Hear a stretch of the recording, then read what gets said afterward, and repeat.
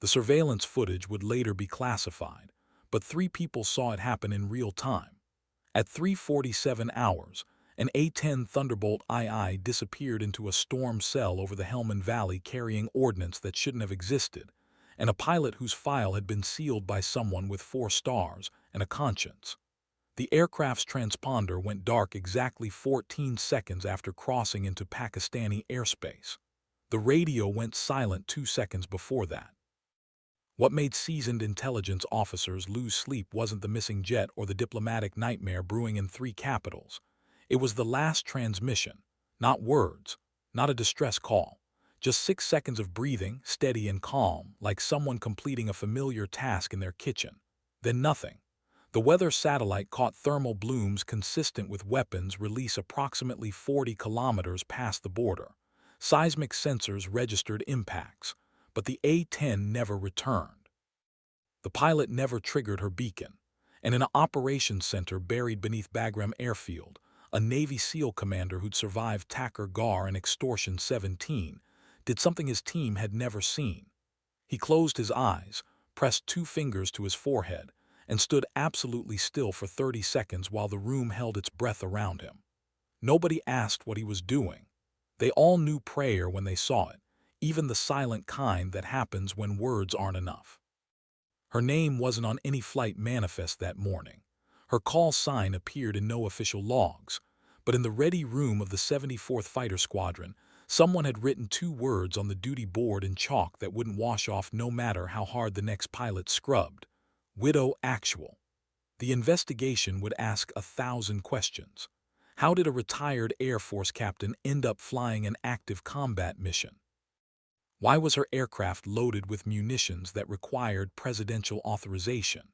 Who approved a solo strike package into denied territory? But those questions missed what mattered. The real mystery wasn't what happened in those clouds.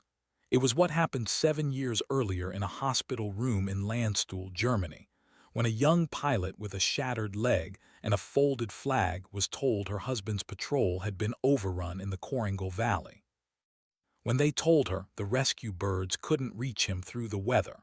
When she looked at the doctor with eyes that had already made a decision the rest of the world wouldn't understand for another 7 years. The sky over Helmand province had a particular quality at dawn that photographers tried and failed to capture. Not quite purple, not exactly gray, but something between hope and memory that lasted exactly as long as it took for the sun to remember its job. Captain Rin Cordova had flown through that sky 63 times during her first deployment. She'd learned its moods the way a sailor learns the sea, understanding that beauty and violence were often the same thing wearing different light. Her A-10 was named Last Call, a designation that made other pilots smirk until they flew with her and understood. The Warthog wasn't pretty. Its engines hung like tumors off a fuselage designed by someone who understood that elegance was what remained after everything decorative had been stripped away. 7 barrels of 30mm hate protruded from the nose, capable of firing depleted uranium rounds that could saw a tank in half. Rin had put her hand on those barrels once, feeling metal still warm from a gun run, and thought about prayers made of titanium and mathematics. Today the aircraft carried something different. External hardpoints held munitions that weren't in any standard loadout manual. Someone with clearance above her pay grade had signed off on weapons that erased grid squares rather than vehicles. The crew chief who'd armed the jet wouldn't meet her eyes during the walk around. He'd been doing this job for 12 years, had loaded everything from training rounds to JDAMs, but his hands shook slightly as he checked the release mechanisms. Rin noticed. She always noticed. That's why they'd chosen her for this. Not because she was fearless, but because she was afraid of exactly the right things. The pre-flight briefing had lasted 4 minutes, delivered by a colonel who'd flown with her husband in the 75th Ranger Regiment before everything went wrong in the Korangal. He hadn't said much. Grid coordinates, weapons-free parameters, a target designation that was just numbers, no description of what those numbers represented. But before she left the room, he'd placed something on the table between them. A challenge coin, worn smooth from a decade in someone's pocket. The 75th's insignia on one side, On the other, scratched into the brass with something sharp and angry. For Ryan, her husband's name. The colonel's hand had lingered on the coin for just a moment, close enough that she could have taken it, far enough that she didn't have to. She'd left it there. Some things couldn't be carried in pockets anymore. The tower cleared her for takeoff at 3:14 hours, which meant she'd have exactly 40 minutes before the morning shift change, before new eyes started asking questions about flight plans and authorizations. The A-10's engines spooled up with that distinctive whistle that always sounded vaguely disappointed, as if the aircraft itself questioned the wisdom of leaving the ground. Rin's hands moved through startup procedures with the efficiency of ritual, each switch and lever a word in a language she'd been speaking since she was 23 years old and convinced she was immortal. The headset crackled with routine traffic. An AC-130 finishing its orbit over Kandahar, a medevac flight inbound from Fenty.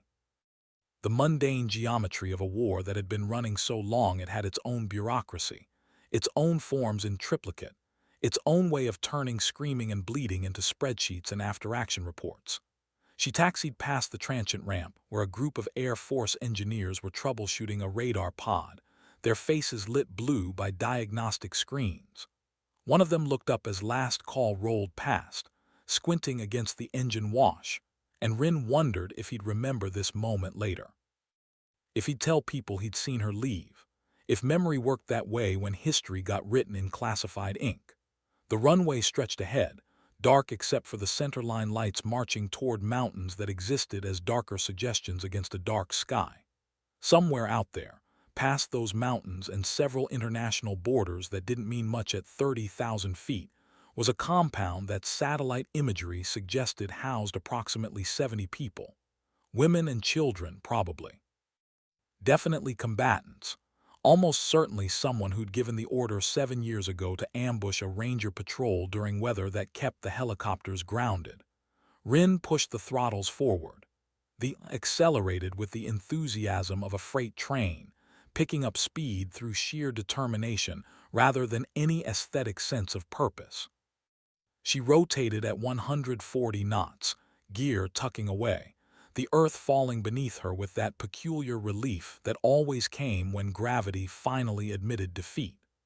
Behind her, Bagram Airfield shrank into a constellation of lights that could have been a city or a prison depending on your perspective. Climbing through 12,000 feet, Rin switched her radio to the frequency she'd been given during the 4-minute briefing that wasn't in any official record. For 30 seconds there was nothing but static, the white noise of a universe that didn't care about call signs or mission parameters. Then a voice, male, carefully neutral. "Widow Actual, this is Pale Horse 6. We have your track. Authenticate Bravo Charlie 7. She clicked the transmit switch twice, the authentication response that confirmed she was who the voice hoped she was and feared she might be. Pale Horse 6 was the Tactical Operations Center buried in Bagram, staffed by people who watched wars through cameras and managed violence with computer mice. She'd never met them. They'd never meet her. But they'd be watching every mile of what came next, recording data that would either vindicate decisions made by people with stars on their shoulders or provide evidence for courts-martial that would happen behind closed doors.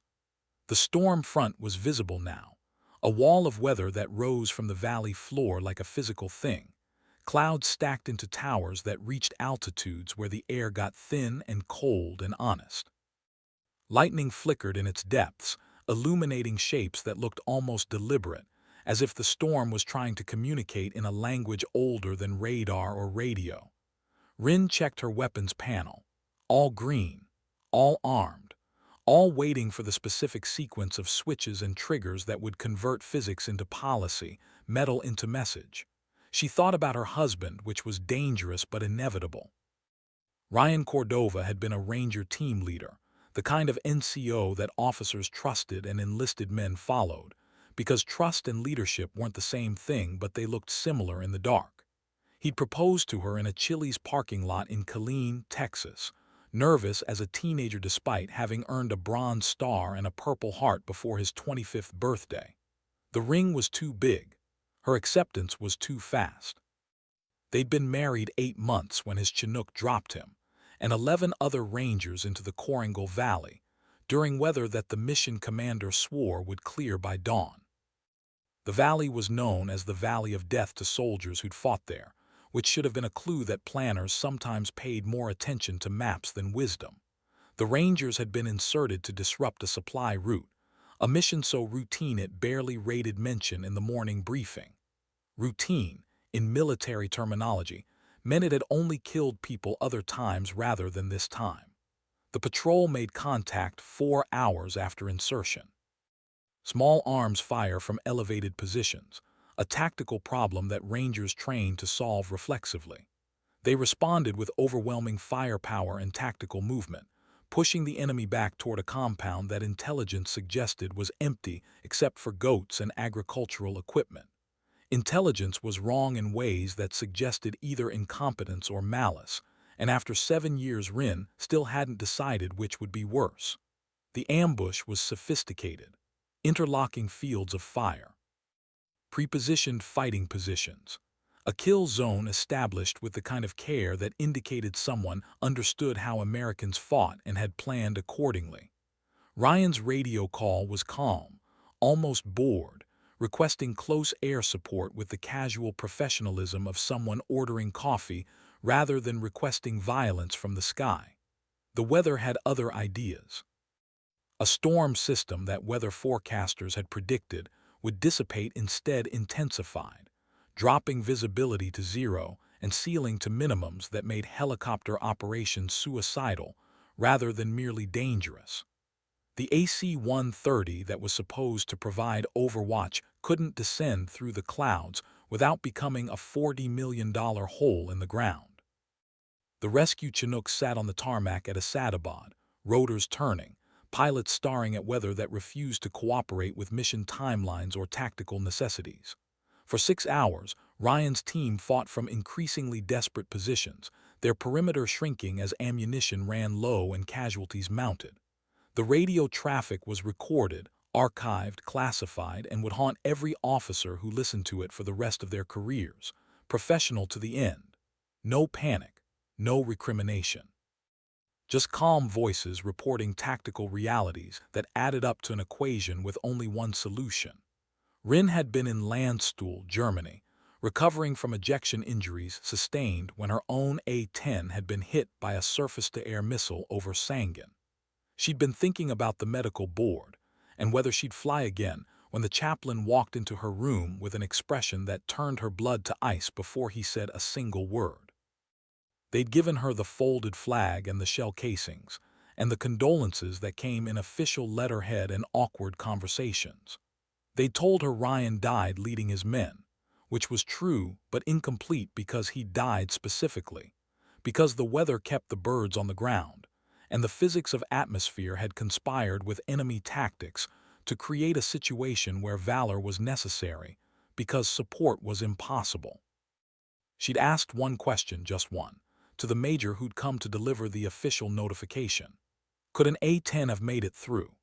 The major had hesitated, which was answer enough, but he'd eventually said that A-10s weren't rated for that kind of weather, that the risk would have been unacceptable, that mission parameters and safety regulations existed for reasons that made sense when you weren't lying in a hospital bed being told your husband was dead because weather forecasters got it wrong.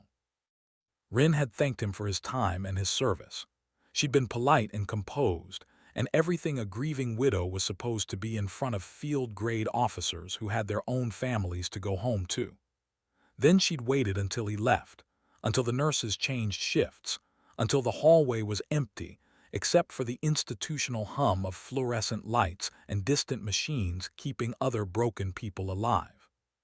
She'd pulled herself out of bed on a leg held together with titanium pins and surgeon's optimism. She'd made it to the window, 4 agonizing steps that left her sweating and nauseous. She'd looked out at the German sky, gray and indifferent, and made a decision that would take 7 years to execute but started in that exact moment. She would learn to fly through weather that scared other pilots. She would become so proficient at instruments and low-visibility operations that regulations became suggestions rather than limitations. And she would make absolutely certain that, when the next group of men called for help through weather that everyone said was too dangerous, someone would come anyway. Some promises were made in hospital rooms. Some were made in cockpits. But they all tasted the same, like metal and determination, and the specific kind of rage that could sustain you for years if you learned how to feed it. The storm front reached from the valley floor to 40,000 feet, a vertical wall of water vapor and electrical discharge that looked like God's own mistake. Rin nosed the A-10 toward it, checking her instruments one more time because faith in gauges was the difference between aviation and falling with style. Airspeed good, altitude stable. Attitude indicator showing wings level, which meant the gyros agreed about which way was up, a question that would become philosophical once she entered clouds that could flip her spatial orientation like a cheap toy. She clicked the radio. Pale Horse 6, Widow actual entering weather at flight level 250, expecting moderate to severe turbulence, possible icing conditions, and general evidence that meteorology is more art than science. Static, then. Widow actual, Pale Horse 6. Concur assessment. Be advised we're showing cell tops at 40,000, multiple lightning strikes per minute, winds at altitude gusting to 80 knots. You are cleared to deviate as needed for weather. Recommend reconsider approach until conditions improve. She almost smiled. Recommend reconsider was military speak for this is insane, but I can't actually order you to stop. Pale Horse 6, negative. Timeline is non-negotiable. Will advise if conditions become unmanageable. What she didn't say. Conditions were already unmanageable.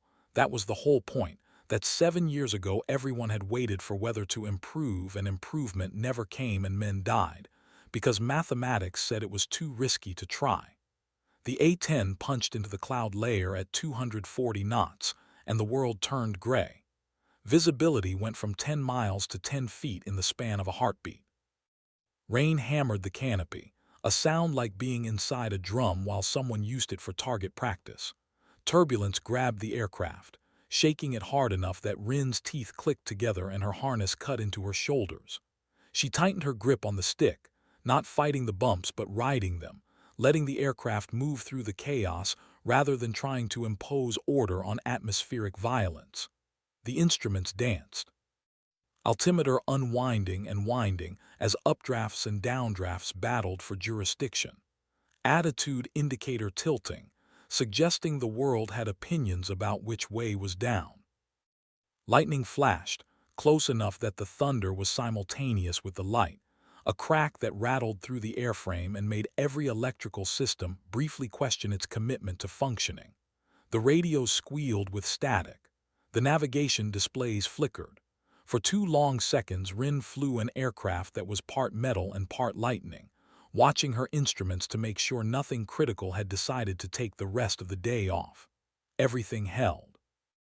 The A-10 was built by people who understood that elegance was what you added after you'd finished building something that wouldn't die when you needed it most. She descended, pushing through cloud layers that got progressively more aggressive, as if the storm was personally offended by her presence.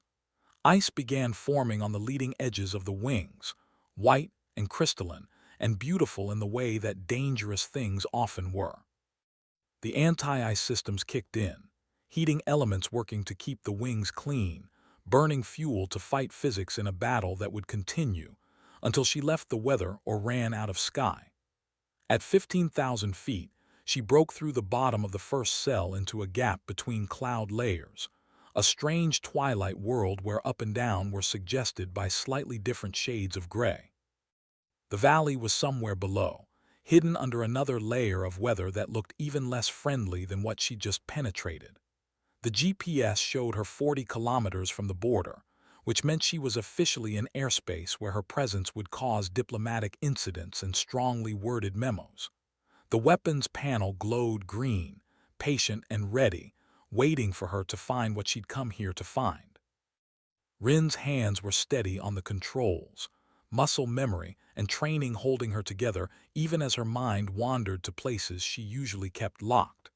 She thought about Ryan's voice on those recordings she'd listened to once and never again, calm as he reported that his perimeter was collapsing, and ammunition was critical, and he'd appreciate any support the Air Force could provide when they got around to it. She thought about the silence that came after the recording ended, the absence that was louder than any words could be.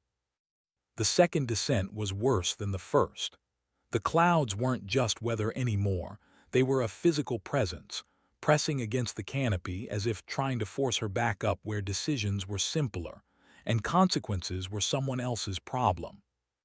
The altimeter unwound steadily as Rin followed a descent profile she'd calculated 3 weeks earlier and refined every night since, sitting in her apartment with charts and weather data and a determination that looked like obsession to anyone who didn't understand it.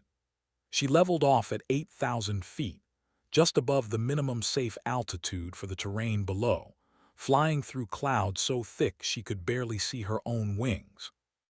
The radar showed ground returns that suggested mountains very close and getting closer, granite that predated human conflict and would remain long after people forgot what they'd been fighting about. Her hands made constant small adjustments, keeping the A-10 stable despite wind that wanted to slam her into those mountains or the valley floor, neither of which cared about her mission or her promises or the folded flag in a box in her apartment. The radio crackled. Widow actual, Pale Horse 6. Showing you at Angels 8, 60 kilometers past the border. Satellite coverage is intermittent due to weather. Recommend you. She clicked the transmit button, cutting him off mid-sentence. Some recommendations didn't need to be spoken. She knew what she was doing was insane. That was definitional at this point. The compound appeared on her targeting display, a collection of structures that thermal imaging suggested held heat signatures consistent with human occupation. 73 signatures, to be specific. Intel had been tracking this location for 6 months, building a pattern of life analysis that suggested it was a training facility, a logistics hub, a planning center for attacks that had killed Americans and allies and civilians who'd made the mistake of thinking cooperation with coalition forces was safer than cooperation with people who thought governance came from the barrel of a gun. She still didn't know which specific person in that compound had ordered the ambush 7 years ago. She didn't actually care. That kind of precision was for lawyers and ethicists, and people who thought justice and revenge were different things. What mattered was that she'd been given coordinates and authorization and weapons that would turn the compound into a crater that future archaeologists would puzzle over, wondering what catastrophic event had occurred to leave such a perfect circle of absence. The targeting pod showed buildings arranged around a central courtyard, vehicles parked with military precision, guard positions that indicated someone understood security, even if they didn't understand what was about to arrive through whether that everyone agreed was too dangerous for flying. Rin armed the weapons, a sequence of switches that felt exactly like what they were, deciding that some people would be alive now and dead in 60 seconds because she'd flipped some toggles and pressed some buttons. The ethics of it had stopped bothering her somewhere around the second year. She tried caring, tried weighing consequences and considering alternatives, and thinking about the women and children that intelligence suggested might be in those buildings. Then she'd remembered Ryan's voice on that recording, calm as he reported that they were out of options and down to final ammunition, and he wanted someone to tell his wife that he loved her, which the radio operator had carefully not written down in the official log, but everyone had heard anyway. Morality was complicated. Thermite was simple. The weapons she carried were designed by people who understood that sometimes the only answer to a problem was to remove the problem from the physical universe and let philosophers argue about it later. Her finger hovered over the release trigger. One squeeze. That was all it would take. One small movement of one finger on one hand, and everything below would become heat and light, and a problem for mortars and logistics rather than tactics and conscience. She thought about Ryan, which was dangerous but necessary. She thought about the chaplain's face when he'd walked into her hospital room. She thought about promises made in pain and decisions made in grief, and the 7 years she'd spent becoming exactly proficient enough to be standing in this cockpit in this weather, above this target with this choice. Then the radio crackled with a voice she'd never expected to hear. Widow Actual, Dagger 2-6. Hold fire. Say again, hold fire. We have friendlies in your target area. Her hand froze. Her breath stopped. And for 5 seconds that lasted approximately forever, the only sound in the cockpit was rain hammering the canopy and thunder suggesting that the sky had opinions about what came next. Dagger 2-6 was a call sign she knew from mission briefings and classified reports, a SEAL team that operated in areas where plausible deniability was more important than official acknowledgement. They weren't supposed to be anywhere near this grid coordinate. Intel hadn't mentioned friendly forces within 40 kilometers. The whole operation had been premised on the compound being isolated, enemy only, a target that could be eliminated without risk to Americans or allies, or the complicated politics of who was allowed to kill whom in territory that belonged to a country that officially demanded we weren't killing anyone. She keyed the radio, her voice flat and professional despite the adrenaline turning her fingers cold. Dagger 2-6, Widow Actual. Authentication required. Verify your position and mission authority. Protocol was important when someone was asking you to not drop several thousand pounds of explosive on a target you'd spent 7 years planning to eliminate. The voice came back immediately, calm despite the fact that he was apparently standing in a compound that was about to be erased. Widow Actual, authenticate Tango Echo 99er. We are conducting hostage recovery. Repeat, hostage recovery. 2 American contractors, 1 British national. Intel located them here 6 hours ago. We've been on ground for 30 minutes. Building sweep is ongoing. Rin's mind raced through the mathematics of disaster. If Dagger 2-6 was real, if the authentication checked out, if there were actually hostages here, then everything she'd planned was wrong in ways that would haunt her more than the original grief. If Dagger 2-6 was not real, if this was some kind of deception, then holding fire meant the compound survived and people who'd killed her husband got to wake up tomorrow. She checked the authentication code against the list she'd memorized. Tango Echo 99er was valid for today's operations, which meant either the voice was legitimate or someone had compromised security so thoroughly that authentication was meaningless. Her thumb hovered over the weapon's release. Her brain screamed competing priorities. Her heart, that traitorous organ that kept beating despite everything, suggested that maybe Ryan wouldn't want her to kill American SEALs just to even a score that couldn't actually be evened. She clicked the radio again, buying time while her mind caught up with a situation that had deviated from the plan in ways that plans weren't supposed to survive. Dagger 2-6, what's your extraction timeline? The answer came back instantly. 15 minutes if conditions hold, 30 if they don't. We've got contact from the north, small arms fire, nothing we can't handle, but it's making the package nervous. Package meant hostages. Contact meant people shooting. Nothing we can't handle meant they were in trouble, but admitting it would require vulnerability that SEALs would rather die than display. Rin looked at her fuel gauge. She had 40 minutes before she needed to turn back or commit to landing somewhere that wasn't Afghanistan, which would create diplomatic problems that would make the current situation look simple. She looked at her weapons panel, all that expensive ordnance waiting for purpose.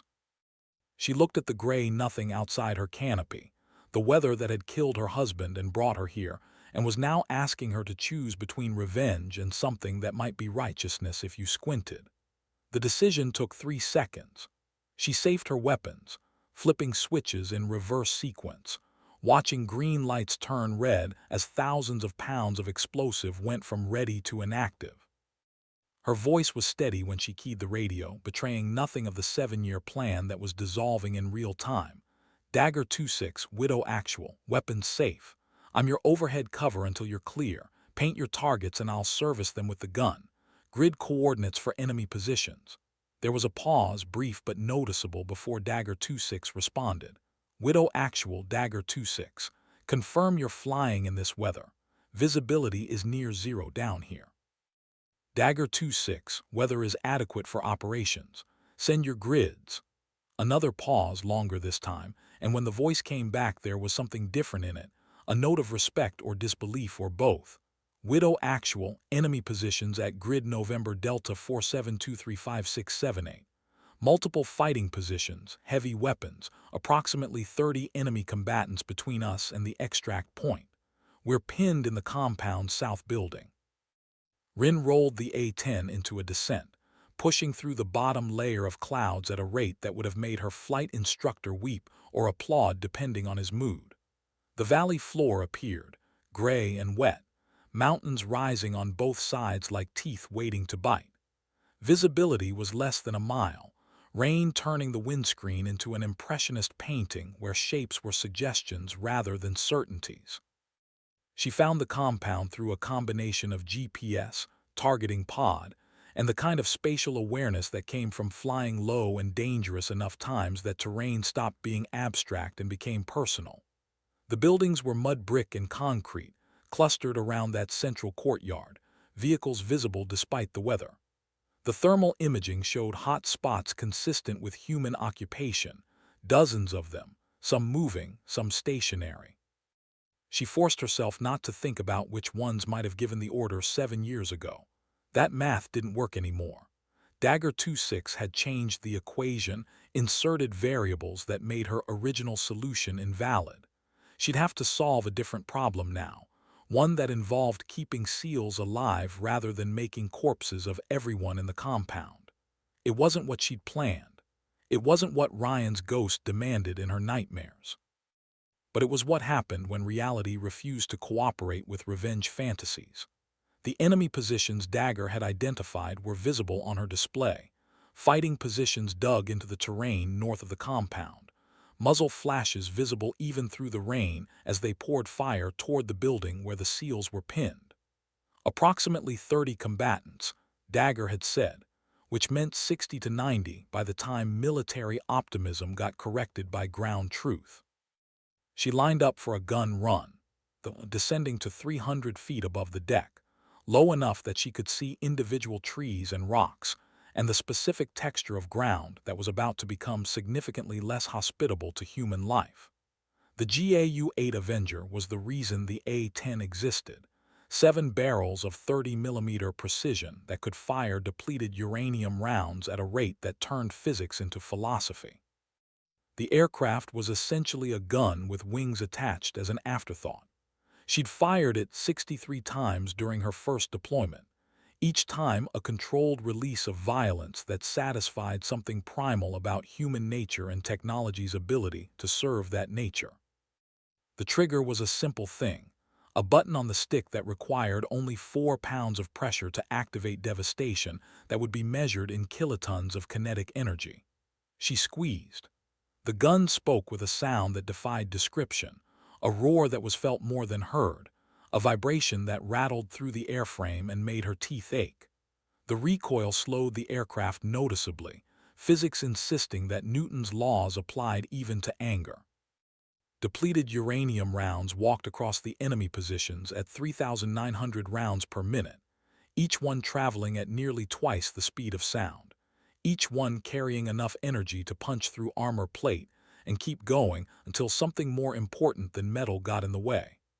The targeting pod showed impacts, dust and debris fountaining up despite the rain, fighting positions turning from defensive assets to holes in the ground. She pulled off target, rolling the A-10 hard right to come around for another pass, G-forces pushing her down into the seat as the Warthog protested the maneuver with groans that suggested metal wasn't meant to bend this way.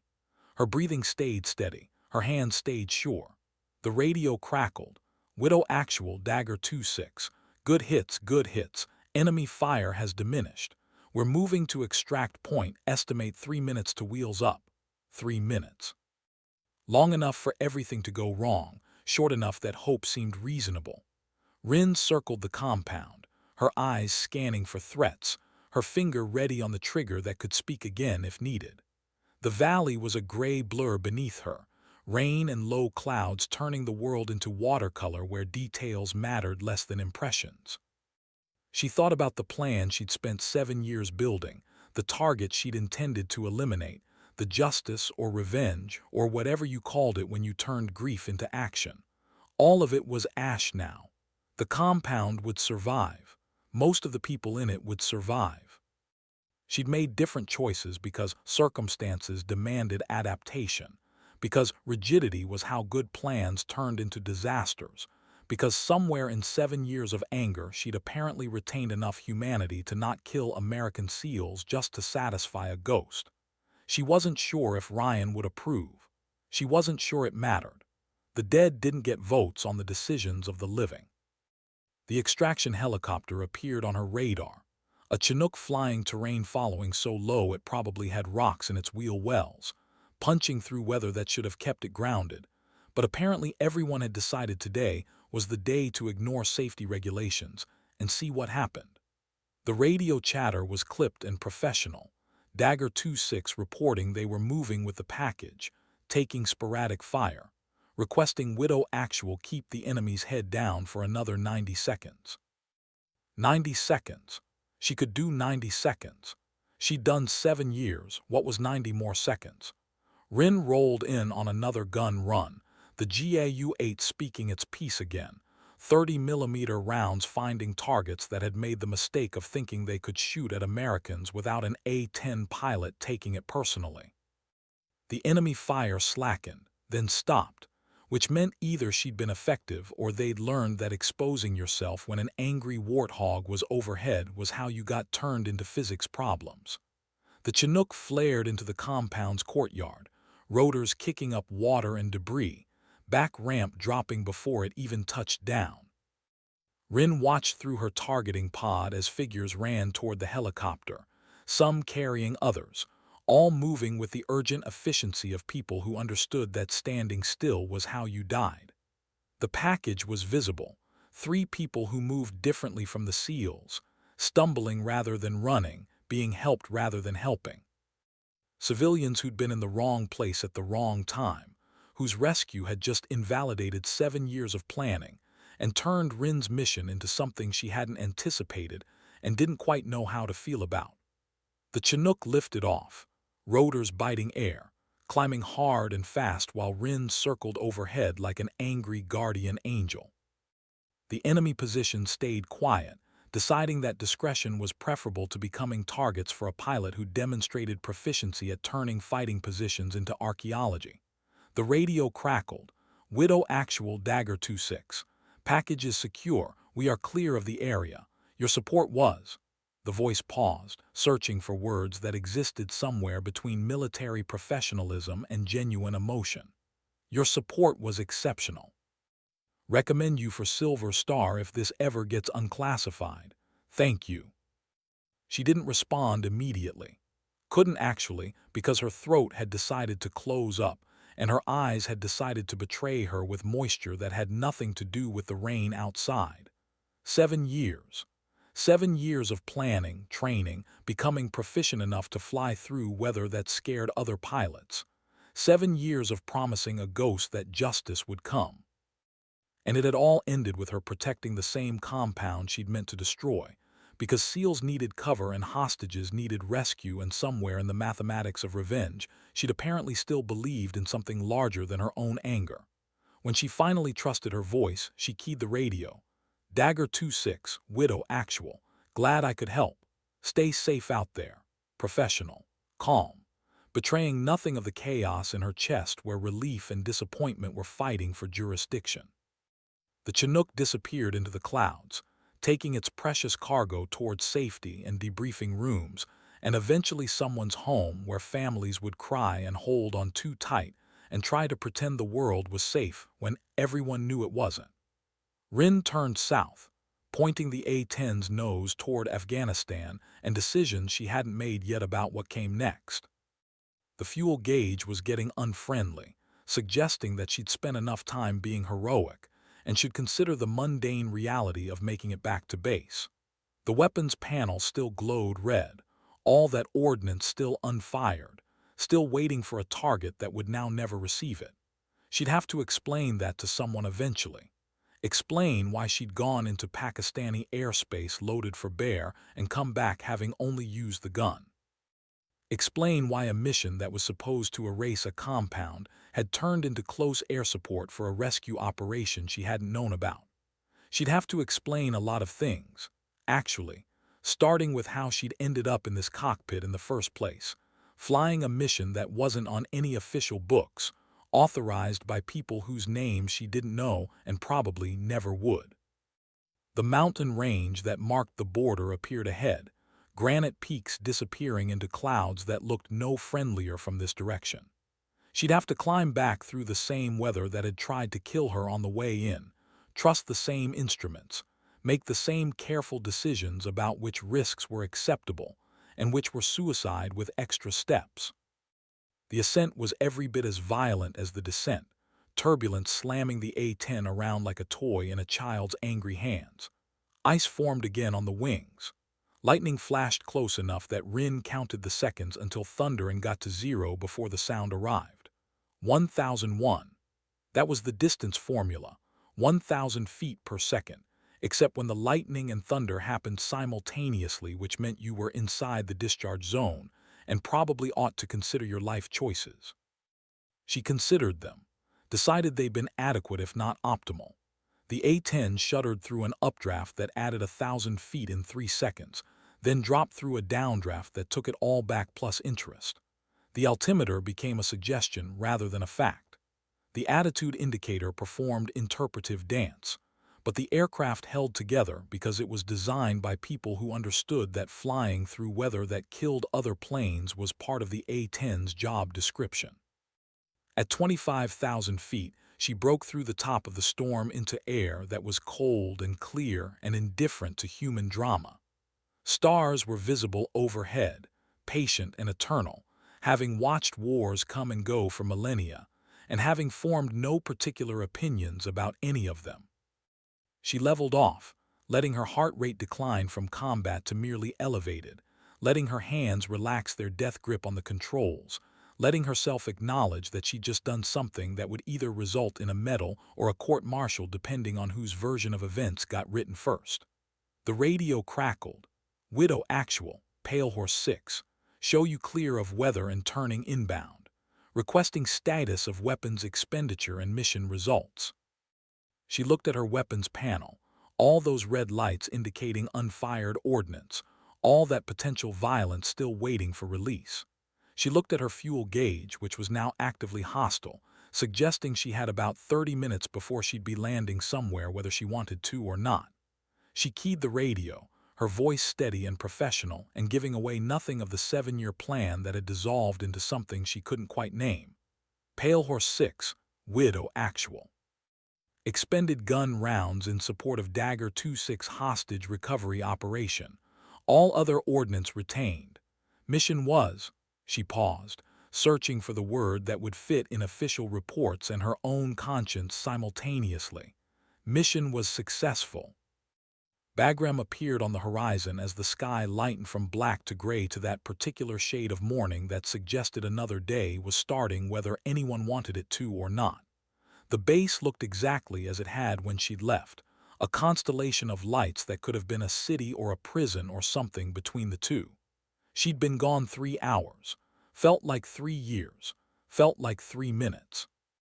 Time did strange things when you flew through weather that shouldn't be survivable and made decisions that rewrote 7 years of planning.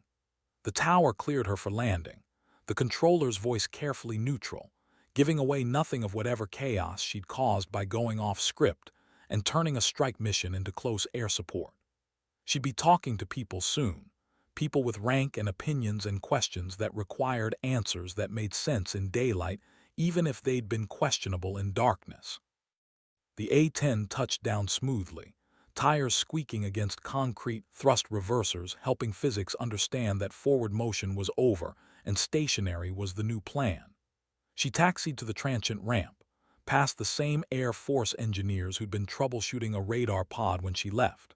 They looked up this time, their faces showing curiosity and something else, as if they sensed she'd become different during the 3 hours she'd been gone even if they couldn't articulate how. The crew chief was waiting at the parking spot, his face unreadable until she shut down the engines and the canopy opened, and he got a look at her expression. Then his face did something complicated, relief and concern mixing into an expression that suggested he'd been more worried than he'd let on. He didn't ask questions while she climbed down, her legs shaky from 3 hours of adrenaline and flying and making decisions that felt too large for one person. He just put a hand on the A-10's fuselage, feeling metal still warm from friction and violence, and said quietly, "Good to have you back, ma'am." She nodded, not trusting her voice, and walked toward the operations building where she'd have to explain everything to people who'd decide whether she was a hero or a problem. Behind her, Last Call sat cooling in the morning light, its empty gun bay and fully loaded weapon stations telling a story that didn't quite make sense, unless you understood what it meant to spend 7 years planning revenge, and 3 hours learning that revenge wasn't always the answer. The debriefing room was small and cold, and painted that particular shade of institutional beige that governments used when they wanted spaces to feel official without being welcoming. A colonel sat behind a gray metal desk, his face showing the careful neutrality of someone who'd learned to never commit to an expression until he understood what expression was required. 2 other people occupied the corners of the room, faces she didn't recognize, wearing civilian clothes that screamed intelligence community more loudly than any uniform could. They didn't introduce themselves. She didn't ask. Some things were better left ambiguous until they became necessary. The colonel opened a folder, skimmed the first page, then looked up at her with eyes that had seen enough unusual situations that hers probably didn't even crack the top 10. "Captain Cordova, let's start with why you were flying an unscheduled mission into Pakistani airspace during weather that kept every other aircraft grounded." She'd had 3 hours to prepare this answer, but preparation and execution were different things when you were tired and emotionally compromised, and not entirely sure whether you'd done the right thing. "Sir, I received authorization through appropriate channels for a time-sensitive strike package against a high-value target. The weather window was narrow. I assessed conditions as acceptable for operations." The colonel's eyebrow suggested he had opinions about her definition of acceptable. "The authorization you're referring to, who specifically provided it?" This was the dangerous part, where she'd either be protected by people with enough rank to make problems disappear or be hung out to dry by people who decided she was too expensive to defend. "Sir, I received my orders from Colonel Richards of JSOC. Grid coordinates and weapons authorization were provided in a classified briefing 48 hours prior." The colonel made a note, his pen scratching across paper in a way that could mean anything or nothing. One of the civilians in the corner shifted slightly, a movement that drew the colonel's attention briefly before he returned his focus to Rin. "Colonel Richards is currently deployed to an undisclosed location and unavailable for confirmation. Which means we have your word that this mission was authorized, but no supporting documentation." Of course there was no supporting documentation. That was the point of operations that happened in the space between official policy and necessary action. If it succeeded, people with stars on their shoulders would take credit. If it failed, she'd be facing a court-martial and a lot of questions about who authorized what. She met the colonel's eyes, steady and calm, channeling every ounce of confidence she'd learned during 12 years in the Air Force. "Sir, with respect, if this mission wasn't authorized, I wouldn't have had access to the ordnance I was carrying. Someone signed off on weapons that require approval above my pay grade. Someone filed a flight plan that got me into Pakistani airspace. Someone decided the risk was acceptable. Whether or not there's a paper trail is above my pay grade too." The civilian in the left corner smiled, just slightly, as if appreciating the logic even while recognizing it as the defensive maneuver it was. The colonel made another note, taking his time, letting the silence stretch until it became uncomfortable. Then, "Tell me about your interaction with Dagger 26. This was easier. SEALs were heroes. Hostage rescue was unambiguous. Protecting American forces was in every pilot's job description." She walked him through it chronologically. The radio call, the authentication, the decision to safe weapons and provide close air support instead of completing the original mission. She kept her voice professional, betraying nothing of the 7-year plan that had dissolved or the grief that had motivated it. The colonel listened without interrupting, his face still showing that careful neutrality that could pivot to approval or condemnation, depending on which served the situation better. When she finished, he closed the folder and leaned back in his chair, studying her with an intensity that suggested he was making decisions that would affect her life in ways she couldn't predict. Captain Cordova, you flew an unauthorized aircraft into denied territory during prohibited weather conditions. You carried ordnance that required presidential-level authorization.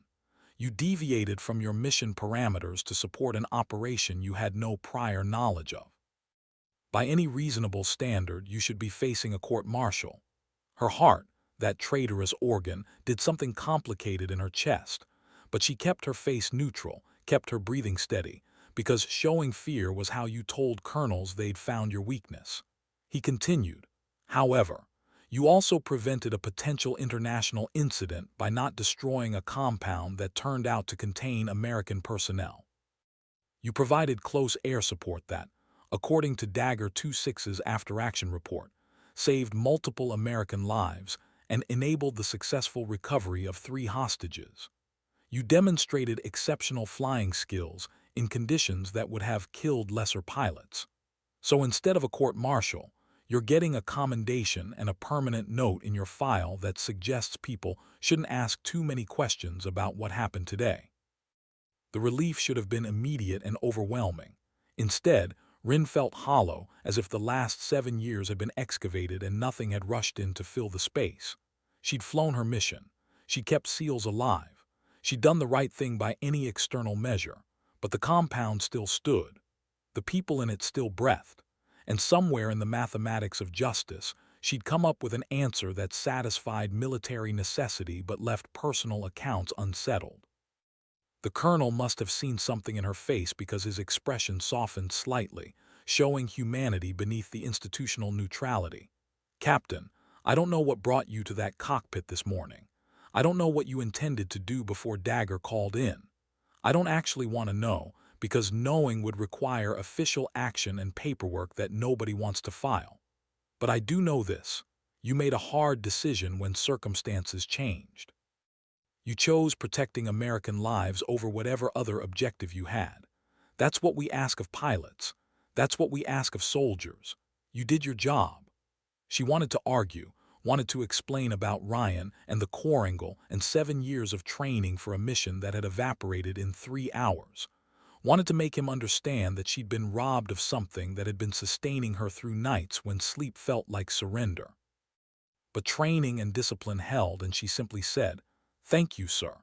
He stood, indicating the debriefing was over, but before she reached the door he added, "Captain, your husband was a good man and a good ranger. What happened to him was a failure of support and timing, not of courage or capability. I hope you understand that." She understood. She'd always understood. Understanding didn't change anything. Didn't bring Ryan back. Didn't make the flag in the box any less folded or the silence any less loud. But she nodded anyway, because colonels meant well even when meaning well was inadequate, and walked out into morning light that felt too bright for someone who'd been living in darkness for 7 years. The base was waking up, morning shifts reporting for duty, aircraft engines starting their daily cycles, the machinery of war conducting its morning routine, with the indifference that came from doing the same things long enough that they stopped feeling unusual. Rin walked to her quarters, a small room that was technically temporary, but had been home for 6 months, because temporary had a way of becoming permanent in the military. She sat on her bunk, still in her flight suit, and stared at the wall where she'd taped a photo of Ryan from before the deployment that killed him. He was smiling in the picture, wearing his tan uniform, looking young and confident, and unaware that he had 8 months left to live. For 7 years, that photo had been a reminder, a promise, a target that she was working toward with the single-minded determination that had gotten her through flight school and combat deployments, and the medical board that had almost ended her career. every training flight in bad weather, every hour spent studying instrument procedures and mountain flying and tactics that would let her go places other pilots wouldn't. All of it aimed at a moment she'd anticipated for so long it had become more real than reality. And that moment had come and gone in 3 hours, dissolving into a different mission that saved lives instead of taking them. She should feel relieved. She should feel proud. She'd done good work today, protected Americans, prevented an international incident, demonstrated skills that would probably earn her a promotion if she stayed in long enough. Should. That word carried a lot of weight when feelings refused to cooperate with expectations. The truth was messier. She felt empty. Not disappointed exactly, not regretful, just hollow in a way that suggested the structure that had been holding her together for 7 years had been removed, and nothing had replaced it yet. She'd been so focused on what came next that she hadn't planned for after, hadn't considered what she'd do when the target was gone, and the mission was complete, and the rage that had been fueling her finally ran out of combustible material. A knock on the door interrupted her inventory of emotional wreckage. She opened it to find the crew chief from the flight line, holding something wrapped in cloth. His face was serious but not unkind, showing the particular expression that enlisted personnel used when they were about to say something true to an officer and weren't sure how it would be received. "Ma'am, I thought you should have this. It was on the A-10's nose gear when I was doing post-flight inspection." He handed her the cloth bundle, surprisingly heavy, and left before she could ask questions. She unwrapped it slowly, revealing the challenge coin the colonel had left on the table during her briefing 48 hours earlier. The 75th Ranger Regiment's insignia on one side. For Ryan scratched into the other side with something sharp and angry. She'd left it on the table, hadn't touched it, hadn't wanted the weight of it in her pocket while she flew. But someone had retrieved it, attached it to her aircraft. Made sure it came back with her, even though the mission had changed, and the target had survived, and everything had gone differently than planned. She sat back down on her bunk, holding the coin, feeling its weight in ways that had nothing to do with brass and everything to do with memory. Ryan had earned this coin, had carried it until the day he died, had probably touched it for luck or comfort or habit during that last patrol when everything went wrong. The colonel had kept it for 7 years, waiting for the right moment to pass it on, to turn it from a memorial into a mission. And now it was back with her, having completed a journey that looked nothing like what anyone had planned but had somehow arrived at a destination that might be acceptable if you didn't examine it too closely. She thought about the compound, still standing, its occupants still breathing. She thought about the SEALs she'd covered, alive because she'd made a different choice than the one she'd trained for. She thought about the hostages heading home to families who'd been praying in languages Claude might not speak, but everyone understood. The mathematics of it didn't balance the way she'd expected. She'd wanted closure, the kind that came from action and finality, and knowing that accounts had been settled. What she'd gotten was something messier, more complicated, requiring her to accept that sometimes the right thing and the satisfying thing were different, and you didn't always get to choose between them. Her flight suit pocket still held the small notebook where she'd written grid coordinates and weapons parameters, and all the technical details of a mission that had ended up meaning something different than planned. She pulled it out, looked at 7 years of planning reduced to numbers and abbreviations, and made a decision that felt both arbitrary and inevitable. She tore out the pages slowly, methodically, until the notebook was empty except for blank paper that could be filled with new plans or left empty, or used for grocery lists or anything, except the revenge that had been sustaining her through years that now felt both too long and too short. The torn pages went into the trash can. The coin went into her pocket, heavy and warm and feeling like a promise that had been kept even though it looked different than expected. Outside, an A-10 spooled up for a morning sortie, its engines making that distinctive whistle that always sounded vaguely disappointed. Rin listened to it climb away, imagining the pilot's hands on the controls, the mountain passes sliding beneath the wings, the particular quality of light that happened at dawn when the world was still deciding what kind of day it would be. She didn't know what came next, didn't know if she'd stay in the Air Force or separate, didn't know if the hollow feeling would fill with something new or remain empty forever, didn't know if she'd made peace with Ryan's ghost or just postponed a reckoning that would come later. What she knew was this: she'd flown through weather that killed other pilots. She'd kept Americans alive when circumstances demanded adaptation. She'd chosen protecting the living over avenging the dead, which was either growth or cowardice depending on whose philosophy you subscribed to. The morning light coming through her window was the same light that had been coming through windows for billions of years, indifferent to human conflict and emotional resolution. It would keep coming long after she was gone, long after everyone involved in today's operation was gone, long after people forgot what they'd been fighting about in mountain valleys whose names nobody back home could pronounce. Rin stood, stretched muscles that were sore from 3 hours of tension and flying, and decided that maybe that was okay. Maybe resolution didn't always look like closure. Maybe some promises to the dead had to be broken to keep faith with the living. Maybe 7 years of grief had taught her something about strength that looked different than she'd expected. Her flight suit still smelled like rain and jet fuel, and the particular scent of electronics that had been pushed to their limits, and decided to keep functioning anyway. She'd need to shower, change, file official paperwork about weapons expenditure and maintenance issues, and all the mundane reality that came after the dramatic parts were over. The work would continue. The war would continue. She would continue, though as what exactly remained to be determined. A knock on her door interrupted thoughts that were spiraling toward philosophy rather than productivity. She opened it to find the colonel from the debriefing, his expression suggesting he'd made additional decisions that would affect her immediate future. Captain Cordova, word came down from JSOC. They're requesting you for an operational planning cell that's being stood up in Qatar. Indefinite duration, focus on close air support doctrine in denied territory. Your weather flying skills and today's performance made you first choice. It was an offer disguised as an order, the kind that came when senior officers wanted compliance but needed to pretend you had agency. Rin could refuse, could separate from the Air Force and find some civilian job where weather was something you checked before choosing an outfit rather than before choosing whether to risk your life.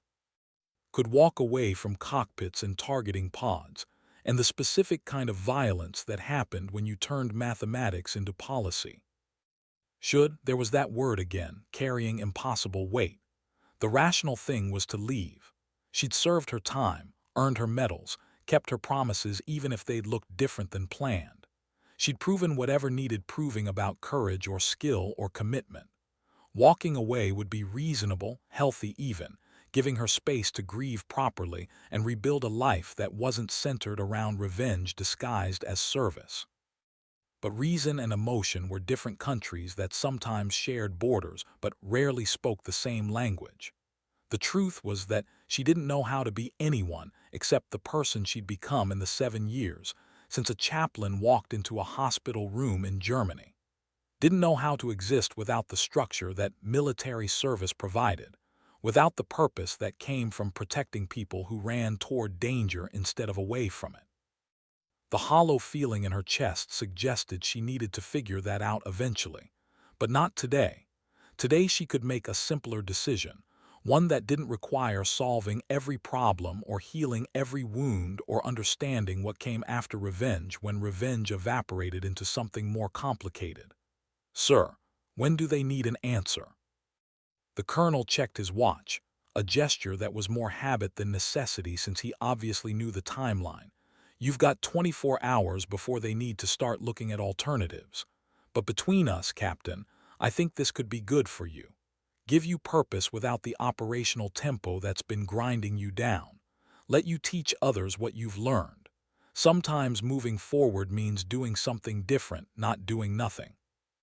She appreciated that he wasn't pretending he didn't know about the grinding down, wasn't offering platitudes about how time heals or service honors or any of the other phrases people used when they meant well but understood little. He was giving her an honest assessment. She needed change, and here was change that let her stay in the world she knew while becoming someone slightly different. "I'll have an answer for you tomorrow, sir." He nodded, started to leave, then turned back.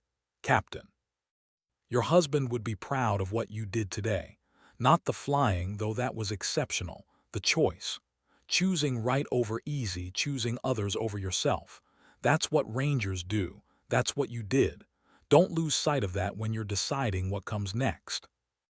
Then he was gone, leaving her alone with decisions that felt too large and future that felt too uncertain, and a challenge coin in her pocket that represented 7 years of grief that had transformed into 3 hours of action that had looked nothing like planned, but had somehow been exactly what was needed.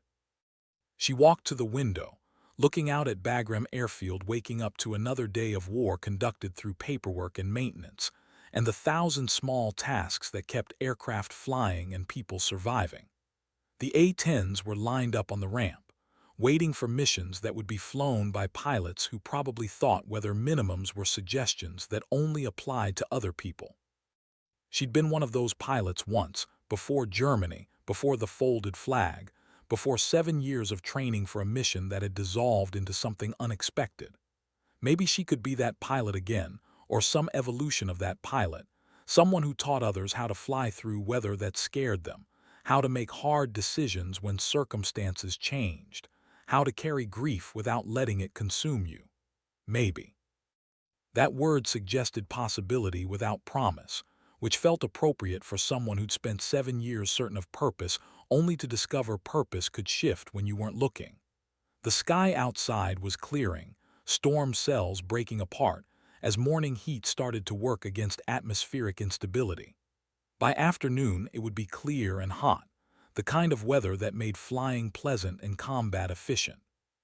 The compound in Pakistan would be going about its day, unaware how close it had come to erasure, unaware that an A-10 pilot had chosen mercy or pragmatism or something between the two. The SEALs would be debriefing, telling their story of unexpected air cover that arrived through weather that shouldn't have been survivable. The hostages would be beginning the long process of returning to lives that had been interrupted by violence and terror, and the specific kind of randomness that came from being in wrong places at wrong times. And somewhere in a box in her quarters, a folded flag represented a promise she'd kept in the only way circumstances allowed, which wasn't the way she'd planned, but might be the way it needed to be. Rin touched the challenge coin in her pocket, feeling Ryan's name scratched into brass, feeling the weight of memory and mission, and 7 years compressed into metal and meaning. She didn't know yet what she'd tell the colonel tomorrow. Didn't know if she'd take the assignment in Qatar or separate and try to build a life that looked more like the one she'd imagined before chaplains and hospitals and grief that transformed into determination. What she knew was this: she'd flown her mission. She'd made her choice.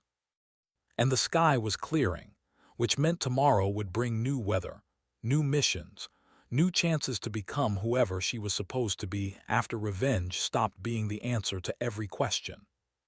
The sun climbed higher, indifferent and eternal, marking time in ways that human conflict couldn't alter.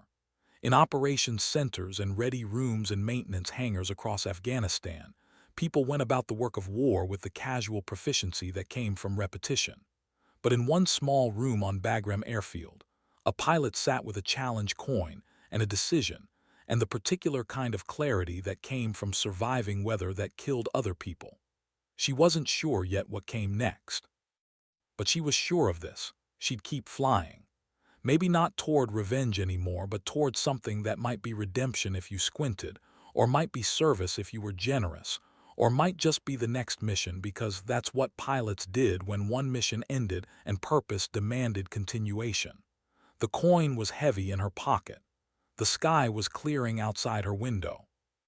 And somewhere in the distance, an A-10 returned from its morning sortie, its pilot probably already thinking about the next flight, the next target, the next chance to turn training into action and mathematics into mission. Rin stood, walked to her wall, and took down Ryan's photo, not throwing it away, just putting it in a drawer where it could be remembered without being the only thing she saw every morning. Some promises had to change shape to stay kept. Some missions had to adapt to circumstances that didn't respect plans. And sometimes the only way forward was to acknowledge that the past had happened, had shaped who you became, but didn't have to define who you would be tomorrow. She'd give the colonel her answer in the morning.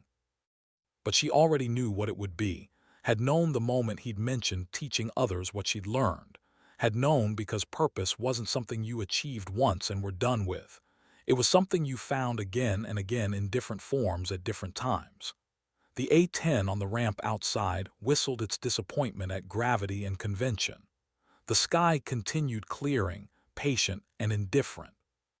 And in a small room that smelled like jet fuel and coffee, and the particular scent of decisions made and consequences accepted, a pilot made peace with a mission that had ended differently than planned and began preparing for missions that hadn't been planned yet. The challenge coin stayed in her pocket, heavy with memory and meaning. The future stayed uncertain, heavy with possibility and doubt. But the sky was clearing, and cleared skies meant flying weather, and flying weather meant missions, and missions meant purpose. For now, that was enough. For now, that would have to be enough. Tomorrow she'd decide about Qatar and teaching, and what came after revenge stopped being the compass that oriented her life.